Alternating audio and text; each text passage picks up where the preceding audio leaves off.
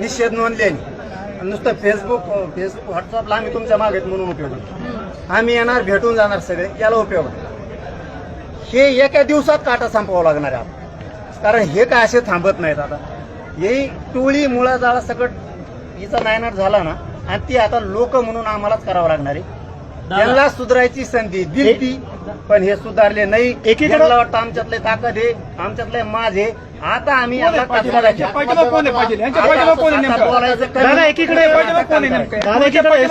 सांगितलं तुम्हाला आता बोलायचं कमी असं वाटतं आता करायचं जास्त. दादा असं आपल्याला वाटतं का की पालकमंत्र्यांचे वचक म्हणजे पकड कमजोर झालेली असं वाटतं का जिल्ह्यावर? आणि पकड होती का पकडच नाही त्यांचं ते चिमटे नुसते चिमटे पकडी नाही. पकड जर असती तर पहिले आरोपी संतोष भाईच्या प्रकरणातले सुटलेच नसते.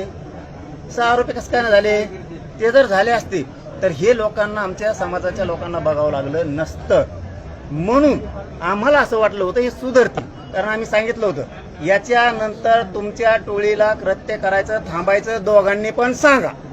मला वाटतं बहुतेक सांगितलं नाही त्यांनी मोकाट सोडलेत असा अंदाज दिसतोय. आता मोकाटाचा बंदोबस्त कसा करायचा ना मराठ्यांच्या अवलादीला माहिती. फक्त आम्ही एकदा सांगतो त्यांना आता आमच्या लोकांना कारण त्यांनी आम्हाला उद्या म्हणून नाही काय विदारक आणि भयानक परिस्थिती झाली डोळ्यानं बघू सुद्धा नाही. कारण तितकं वाईट आम्ही करू शकतो. आमचे पोरं म्हणणार अजित दादांचा दौरा आहे आपण त्यांना भेटणार का? आपण त्यांना भेटायला का ते राष्ट्रपती या संदर्भामध्ये काय करायचं त्यांना भेटून त्यांना फक्त लोकांचे पालकमंत्री अरे त्यांना निवडून येतो टाइम लागतो हो तुम्हाला माहित नाही राव.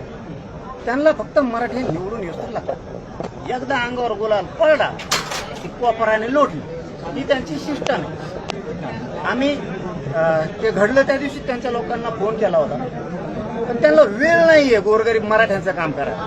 त्याच्यामुळं ते जर तितके खुनशी येतं ते जर तितके स्वाभिमानी तर आम्ही तेच मराठी येत आम्ही बी स्वाभिमानी. काय असणार आहे पुढचं पाऊल सरळ सांगितलं भेटायचं मला वाटतं आता बंद केलेलं बरं राहील. लोक हे मारीत राहतील आणि आम्ही नुसतं भेटत राहायचं त्याच्यापेक्षा नायनाट केलेला बरा.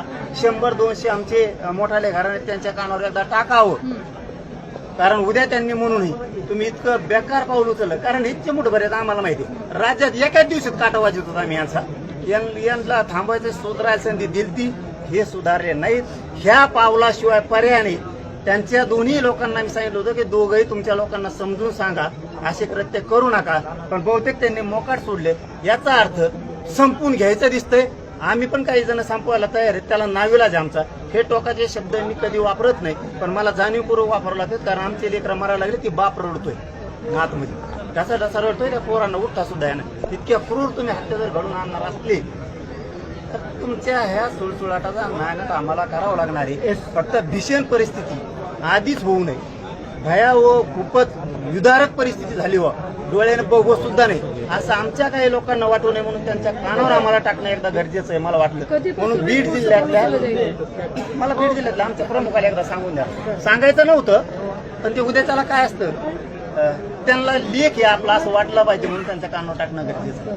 हे थांबावं लागणार आहे. आता बहुतेक थांबत नाहीत. पुन्हा सांगतो आम्हाला वाटलं होतं संतोष भाईच्या नंतर हे सुधारतील पण हे सुधारले नाही.